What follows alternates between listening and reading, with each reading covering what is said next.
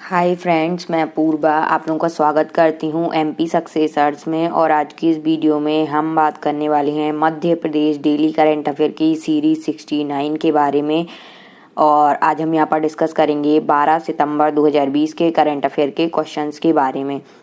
उससे पहले मैं आप लोगों को बता दूं, मध्य प्रदेश में जेल पहरी के एग्ज़ाम की टेंटेटिव एग्ज़ाम डेट 3 से 10 नवंबर है। अगर आप लोगों ने फॉर्म फिल किए हैं और प्रिपरेशन कर रहे हैं तो आप लोग जेल पहरी की प्रिपरेशन टेस्ट सीरीज़ के माध्यम से सर्वश्रेष्ठ बना सकते हैं। इसके लिए आपको सिंपली परीक्षा ऐप को डाउनलोड करना होगा। परीक्षा ऐप पर ऑनलाइन टेस्ट सीरीज़ अवेलेबल है। जेल पहरी की मध्य प्रदेश के अन्य एग्जाम जैसे सब इंजीनियर हुआ, एमपी पुलिस, एमपीएसआई, जेल पहरी, ठीक है, शिक्षक वर्ग 3, सभी की टेस्ट सीरीज़ अवेलेबल हैं। और अगर आप लोगों ने जेल पहरी वगैरह के फॉर्म फिल किए हैं, तैयारी कर रहे हैं, तो टेस्ट सीरीज़ के माध्यम से उसे बूस्ट अप कर सकते हैं, आप सर्वश्रेष्ठ बना सकते हैं। आप सिंपली परीक्षा ऐप डाउनलोड कर लेना, डिस्क्रिप्शन बॉक्स में लिंक दी गई है। और यहाँ पर परीक्षा ऐप पर कुछ मॉक टेस्ट वगैरह भी अवेलेबल हैं जो सब्जेक्ट वाइज हैं, वो फ्री ऑफ कॉस्ट अवेलेबल हैं, तो आप लोग उनको भी पर डे दें और अपनी तैयारी को सर्वश्रेष्ठ बनाएं। और इसमें अगर आप जेल पहरी की फुल लेंथ टेस्ट सीरीज़, ठीक है, full length test series available है, जिसमें 20 फुल लेंथ टेस्ट सीरीज़ हैं, हिंदी एंड इंग्लिश दोनों मीडियम में अवेलेबल हैं। अगर आप इसको ज्वाइन करते हैं और कूपन कोड यूज़ करते हैं MSUCCESS40, तो आपको इन टेस्ट सीरीज़ में 40% का डिस्काउंट मिलेगा, ठीक है। ऑफर लिमिटेड टाइम के लिए है, तो आप लोग जल्दी से परचेज करिए। और पर डे या वीक में या वीकेंड में 2 आप टेस्ट सीरीज़ तो लगाएं, साथ में प्रीवियस ईयर एग्जाम पेपर जो हैं उनको भी सॉल्व करते रहें, ठीक है। तो इससे आपकी जो प्रिपरेशन है वो अच्छी हो जाएगी। चलिए बात करते हैं यहाँ पर हम फर्स्ट नंबर क्वेश्चन की। यहाँ पर फर्स्ट नंबर क्वेश्चन है, हाल ही में मध्य प्रदेश में कोविड-19 के कारण बंद किए गए आयुष्मान भारत प्रधानमंत्री जन आरोग्य योजना, या इसको हम सिंपली बोल सकते हैं आयुष्मान योजना, ठीक है, के तहत बनाए जाने वाले कौन से कार्ड बनाने का कार्य फिर से शुरू किया जाएगा। तो देखिए, कोविड-19 के कारण ये कार्ड बनने का कार्य बंद हो गया था, फिर से इसका कार्य शुरू किया जा रहा है। तो इसमें ऑप्शन नंबर बी ऑप्शन आएगा, गोल्डन कार्ड, ठीक है। आयुष्मान भारत प्रधानमंत्री जन आरोग्य योजना के तहत गोल्डन कार्ड बनाए जा रहे थे और इनका जो कार्ड बनने का कार्य बंद हो गया था कोविड-19 के कारण, अब यह फिर से शुरू किया गया है। और अगर हम इसमें बात करें तो कोविड-19 के कारण बंद किए गए आयुष्मान भारत प्रधानमंत्री जन आरोग्य योजना के तहत गोल्डन कार्ड फिर से बनाए जाएंगे। और इस बार लोगों की सुविधा को देखते हुए पंचायत स्तर पर ही गोल्डन कार्ड बनाने के लिए अभियान चलाया जाएगा, ठीक है। तो कौन से स्तर पर इस बार कार्ड बनाए जाएंगे? पहले जिला स्तर पर बनाए जाते थे, अब इसको पंचायत स्तर पर, ठीक है, पंचायत स्तर पर भी जो कार्ड हैं ये आयुष्मान योजना के गोल्डन कार्ड या पंचायत स्तर पर भी गोल्डन कार्ड बनाने के लिए अभियान चलाया जाएगा। और आयुष्मान कार्ड से अब गोल्डन कार्ड से कोविड-19 का भी समुचित रूप से इलाज मुक्त होगा, ठीक है। क्या होगा कि इस गोल्डन कार्ड में पहले कोविड-19 क्योंकि जो बीमारी है कोरोना वायरस की, ये पहले नहीं थी, ठीक है, तब ये कार्ड बनते थे, तब उसमें नहीं था। अब लेकिन जो कार्ड बनने शुरू होंगे, इसमें अब कोविड-19 का भी समुचित रूप से मुफ्त इलाज होगा इस कार्ड के माध्यम से। अगर आपके पास कार्ड है गोल्डन कार्ड और अगर आपको कोविड-19 हो जाता है बाई चांस, तो आप इसका इलाज भी जो है मुफ्त किया जाएगा, ठीक है। गोल्डन कार्ड धारकों के लिए ये सुविधा भी इसमें अब फ्री की जाएगी, ठीक है। कोरोना के अलावा पहले से मिल रही सभी सुविधाएं जो कि दे रहेंगी। और इसके लिए गांव में गोल्डन कार्ड बनाने के लिए जागरूकता अभियान चलाया जाएगा, ठीक है, ताकि लोग ज़्यादा से ज़्यादा कार्ड बनवाकर आयुष्मान योजना का लाभ ले सकें। तो इतना आपको इस क्वेश्चन से याद रखना है। नेक्स्ट यहाँ पर हम बात करेंगे क्वेश्चन नंबर 2 की। हाल ही में मध्य प्रदेश में मेडिकल ऑक्सीजन की पूर्ति के लिए किस जिले में आईनॉक्स कंपनी को प्लांट लगाने की अनुमति दी गई है, ठीक है। कल मैंने आपको एक क्वेश्चन बताया था कि मध्य प्रदेश में जो मेडिकल ऑक्सीजन है उसकी कमी हो रही है और महाराष्ट्र से यह ऑक्सीजन मंगवाया जाता था, लेकिन महाराष्ट्र सरकार ने ऑक्सीजन देने से मना कर दिया है, ठीक है। इसलिए अब मध्य प्रदेश में आईनॉक्स कंपनी के द्वारा ऑप्शन नंबर सी यहाँ पर राइट आंसर होगा। होशंगाबाद जिले में मेडिकल ऑक्सीजन प्लांट लगाने की अनुमति दी गई है और बहुत जल्दी ये प्लांट लगाया जाएगा और प्रदेश में खुद की मेडिकल ऑक्सीजन अब बनाई जाएगी। ठीक है, तो इतना आपको इस क्वेश्चन से याद रखना है। और अगर हम यहाँ पर बात करें तो कोरोना समीक्षा के दौरान शिवराज सिंह ने कहा है कि मध्य प्रदेश में ऑक्सीजन की कमी नहीं होगी और उन्होंने कहा है कि 50 टन ऑक्सीजन अभी है और क्षमता जो है 120 टन भी कर ली गई है, लेकिन 30 सितंबर तक यह 150 टन हो जाएगी। 30 सितंबर तक 150 टन ऑक्सीजन की जरूरत हमें पड़ेगी मध्य प्रदेश को। ठीक है, तो आइनॉक्स कंपनी को प्रदेश में प्लांट लगाने की अनुमति दी गई है और होशंगाबाद के मुहासा बावई में। ठीक है, ये आपको याद रखना है, होशंगाबाद के मुहासा। ठीक है, मुहासा बावई ये एक स्थान है होशंगाबाद में। ठीक है, तो होशंगाबाद के मुहासा बावई में यह प्लांट लगेगा और इसमें 200 टन ऑक्सीजन का उत्पादन होगा। ये आपको याद रखना है। इससे कितना ऑक्सीजन उत्पादन होगा, तो 200 टन ऑक्सीजन का इससे उत्पादन होगा और मुहासा बावई होशंगाबाद जिले के अंतर्गत यह प्लांट लगाया जाएगा। तो इतना आपको इस क्वेश्चन से याद रख लेना, ये इम्पोर्टेंट है।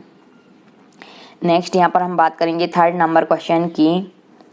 हाल ही में मध्य प्रदेश की महिलाओं ने प्रदेश में होने वाली राज्य लोक सेवा आयोग यानी कि MPPSC, ठीक है, MPPSC की परीक्षा में महिला आरक्षण खत्म करने की गुहार किससे लगाई है? अगर हम यहाँ पर बात करें तो ऑप्शन नंबर सी हमारा राइट आंसर होगा, राष्ट्रपति।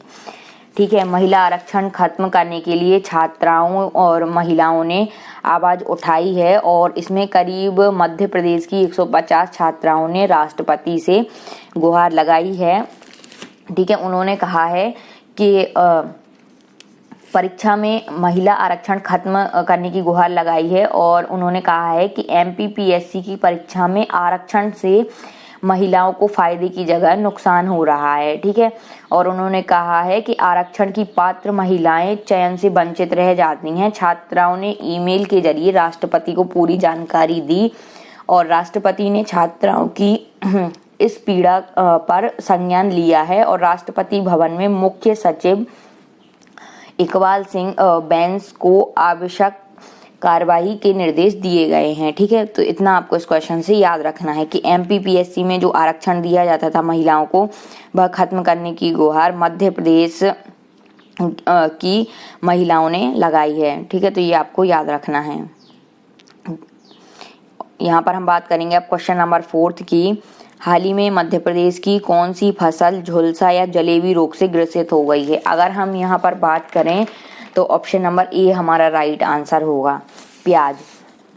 मध्य प्रदेश में अगर हम बात करें तो पहले सोयाबीन की जो फसल थी उसमें पीले मोजेक रोग के कारण सोयाबीन की फसल खराब हो गई थी मध्य प्रदेश में। अब सोयाबीन की फसल के बाद प्याज की फसल, ठीक है, प्याज में झुलसा, जिसको हम जलेबी रोग भी बोल सकते हैं, वह पाया गया है।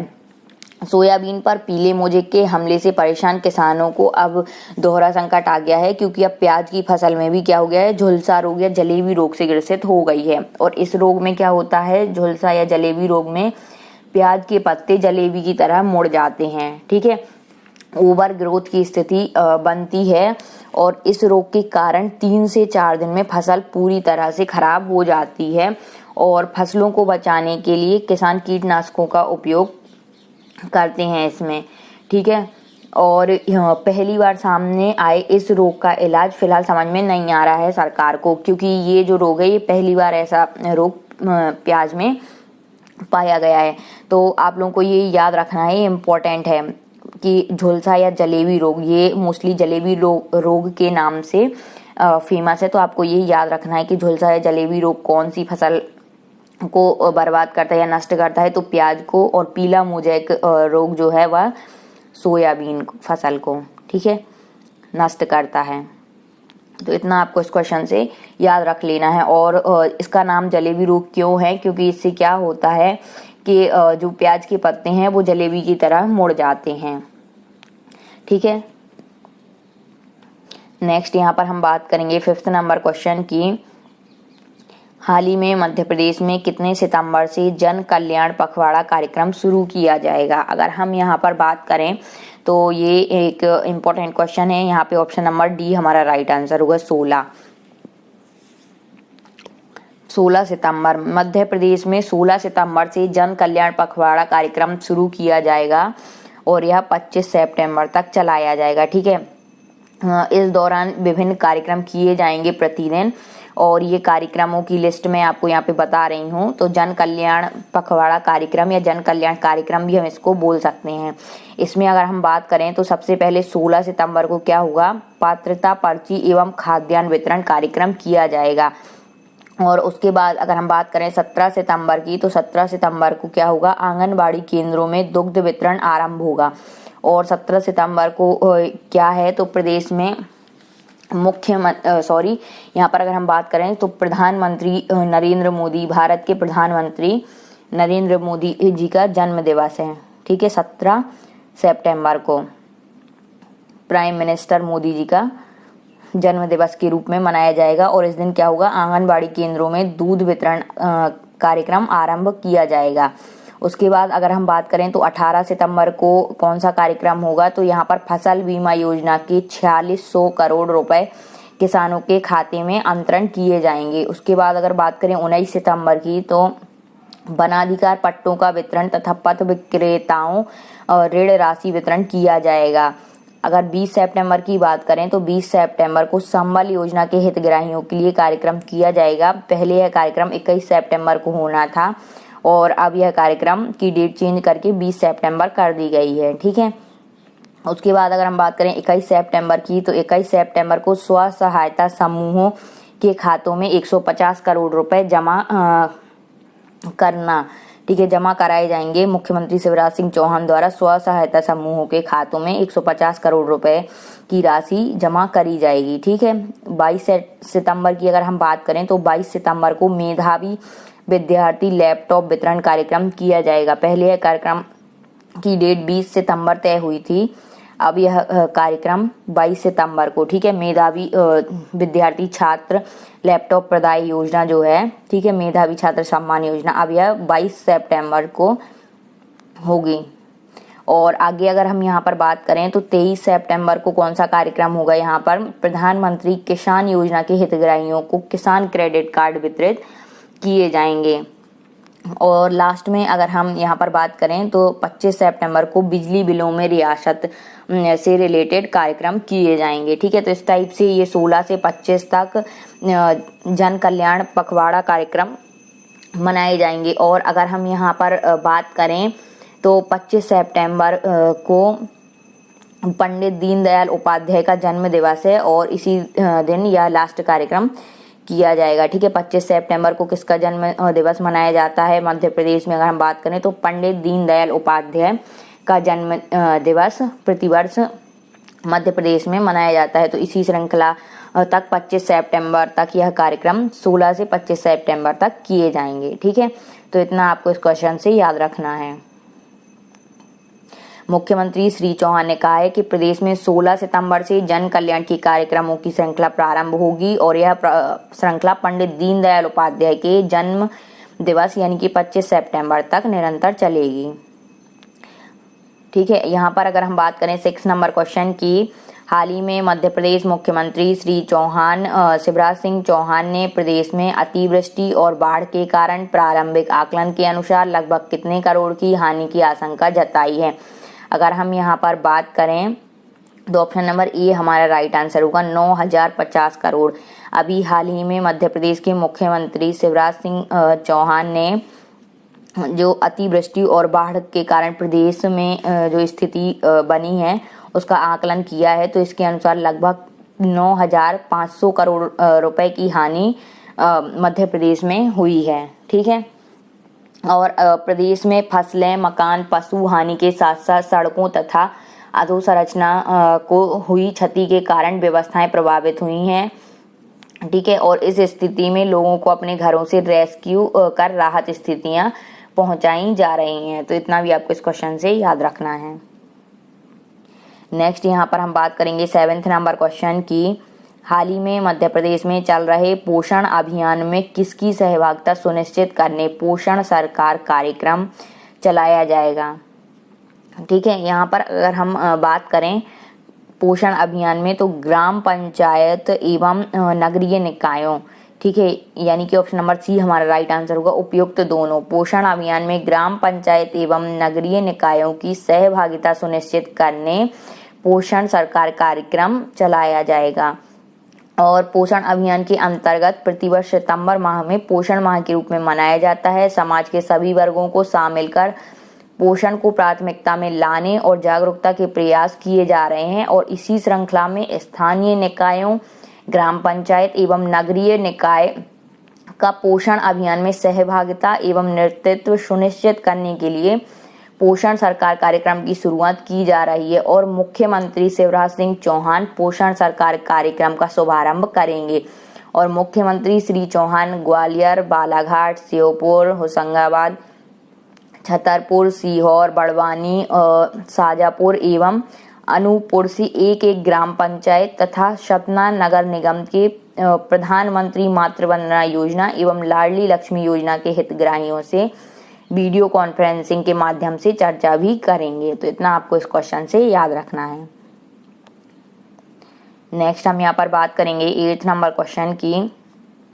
हाल ही में मध्य प्रदेश में शासकीय निर्माणाधीन भवनों में दिव्यांगों के लिए रैंप निर्माण अनिवार्य करने की घोषणा किसने की है। अगर हम यहाँ पर बात करें तो ऑप्शन नंबर सी हमारा राइट आंसर होगा। श्री प्रेम सिंह पटेल और सामाजिक न्याय एवं निःशक्तजन कल्याण मंत्री हैं मध्य प्रदेश के श्री प्रेम सिंह पटेल। और अभी हाल ही में इन्होंने कहा है कि सभी निर्माणाधीन मध्य प्रदेश में जितने भी निर्माणाधीन शासकीय भवन होंगे उनमें दिव्यांगों के लिए रैंप और 3 मंजिल से अधिक के भवनों में अनिवार्य रूप से लिफ्ट लगाई जाएगी। और श्री पटेल ने आयुक्त निःशक्तजन कल्याण श्री संदीप रजक को बड़वानी में विभागीय गतिविधियों की समीक्षा के दौरान यह व्यवस्था सुनिश्चित करने के निर्देश दिए हैं। और उन्होंने कहा है कि पुराने शासकीय कार्यालय भवनों में भी रैंप का निर्माण सुनिश्चित करें ताकि दिव्यांगों को कठिनाइयों का सामना ना करना पड़े। ठीक है, तो ये एक अच्छी व्यवस्था होने जा रही है प्रदेश में। ठीक है, तो ये आपको याद रखना है कि किसके द्वारा यह निर्णय लिया गया है। तो श्री प्रेम सिंह पटेल सामाजिक न्याय एवं निःशक्तजन कल्याण मंत्री मध्य प्रदेश द्वारा। नेक्स्ट हम यहाँ पर बात करेंगे क्वेश्चन नंबर 9 की। मध्य प्रदेश में छात्राओं को तकनीकी शिक्षा के माध्यम से सशक्त तथा प्रोत्साहित करने के उद्देश्य से कौन सी छात्रवृत्ति योजना लागू है। अगर हम यहाँ पर बात करें तो मध्य प्रदेश में प्रगति, ठीक है, ऑप्शन नंबर बी हमारा राइट आंसर होगा, प्रगति छात्रवृत्ति योजना। मध्य प्रदेश में जो छात्राएं हैं उनको तकनीकी शिक्षा यानी कि टेक्निकल एजुकेशन के माध्यम से सशक्त एवं प्रोत्साहित करने के उद्देश्य, यानी कि टेक्निकल एजुकेशन में जो गर्ल्स हैं यानी कि ठीक है छात्राएं हैं उनको तकनीकी शिक्षा के माध्यम से सशक्त एवं प्रोत्साहित करने के उद्देश्य प्रगति छात्रवृत्ति योजना मध्य प्रदेश में लागू है। और प्रदेश तकनीकी शिक्षा में छात्राओं को बढ़ावा देने के लिए यह योजना चलाती है। तो इतना आपको इस क्वेश्चन से याद रखना है कि प्रदेश में तकनीकी शिक्षा में छात्राओं को मतलब सशक्त और प्रोत्साहित करने के लिए प्रगति छात्रवृत्ति योजना चलाई जाती है। और एक और इससे रिलेटेड क्वेश्चन है, ठीक है, यहाँ पर है 10th नंबर क्वेश्चन कि मध्य प्रदेश में दिव्यांग बच्चों को तकनीकी शिक्षा के लिए प्रोत्साहित करने के उद्देश्य से कौन सी छात्रवृत्ति योजना लागू है। अगर हम यहाँ पर बात करें तो प्रदेश के दिव्यांग बच्चों या छात्र छात्राओं को तकनीकी शिक्षा के लिए प्रोत्साहित करने के उद्देश्य से यहाँ पर है option number C right answer, सक्षम छात्रवृत्ति योजना लागू है ताकि जो प्रदेश के दिव्यांग बच्चे हैं अगर वो टेक्निकल एजुकेशन में अपना करियर बनाना चाहते हैं इस ओर इनको आकर्षित करने, टेक्निकल एजुकेशन में इनको प्रोत्साहित करने के लिए यह छात्रवृत्ति योजना चलाई जाती है। ठीक है, कौन सी है तो वह है सक्षम छात्रवृत्ति योजना। दोनों योजनाओं अगर हम यहाँ पर बात करें छात्राओं के लिए टेक्निकल एजुकेशन में पढ़ने के लिए प्रगति छात्रवृत्ति योजना और ये दिव्यांग बच्चों के लिए टेक्निकल एजुकेशन में सक्षम योजना। तो दोनों योजनाओं के तहत 50,000 रुपये प्रति वर्ष की छात्रवृत्ति प्रदान की जाती है। ठीक है, दोनों ही योजनाओं में, सक्षम और प्रगति दोनों योजनाओं में 50,000, ठीक है, 50,000 रुपये प्रति छात्र 50,000 रुपये प्रति वर्ष की छात्रवृत्ति प्रदान की जाती है प्रति छात्र को। ठीक है, और अखिल भारतीय तकनीकी शिक्षा परिषद द्वारा दी जाने वाली छात्रवृत्ति के लिए अगर जो भी विद्यार्थी इच्छुक रहते हैं वह नेशनल स्कॉलरशिप पोर्टल पर ऑनलाइन आवेदन कर सकते हैं। तो इतना आपको इस क्वेश्चन से याद रखना है। और अगर यहाँ पर हम बात करें तो प्रमुख सचिव तकनीकी शिक्षा श्रीमती देशमुख ने बताया कि प्रगति छात्रवृत्ति योजना के तहत स्नातक तथा डिप्लोमा करने वाली प्रथम तथा द्वितीय वर्ष की छात्राएं जिनकी वार्षिक पारिवारिक आय 8 लाख से कम हो छात्रवृत्ति के लिए आवेदन कर सकती हैं। ऐसे लोग और प्रगति छात्रवृत्ति योजना के तहत प्रतिवर्ष 10,500 यानी कि 10,500 छात्रवृत्ति दिए जाने का प्रावधान है। इसमें 5,000 स्नातक स्तर के तथा 5,000 छात्रवृत्ति डिप्लोमा की छात्राओं को दिया जाएगा और प्रगति छात्रवृत्ति योजना के तहत 50,000 रुपये प्रति वर्ष दिए जाएंगे। हालांकि ये इम्पोर्टेंट नहीं है, आप लोगों को सिर्फ ये याद रखना है कि तकनीकी शिक्षा में कौन सी छात्रवृत्ति या स्कॉलरशिप प्रदान करी जाती हैं और स्कॉलरशिप योजना लागू है टेक्निकल एजुकेशन में स्टडी के लिए दिव्यांग और छात्राओं के लिए। ठीक है, यहाँ पर जो आपके स्टैटिक जीके के क्वेश्चन थे ये कंप्लीट हो चुके हैं और करंट अफेयर की। यहाँ पर अब हम बात करेंगे स्टैटिक जीके के क्वेश्चन की।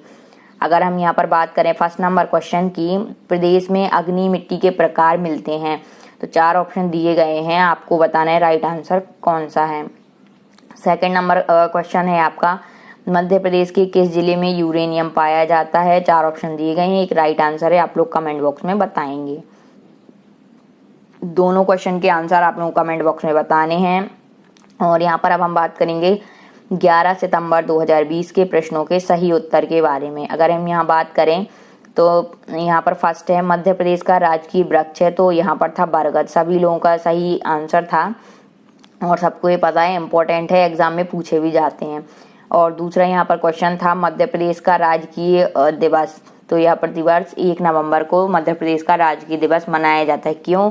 क्योंकि 1 नवंबर 1956 को मध्य प्रदेश का निर्माण हुआ था और 1 नवंबर 2000 को, ठीक है, 1 नवंबर 2000 को सन 2000 में मध्य प्रदेश से छत्तीसगढ़ अलग हुआ था। ठीक है, तो आपको ये याद रखना है। हालांकि राजकीय दिवस 1 नवंबर 1956 के उपलक्ष्य में ही मनाया जाता है।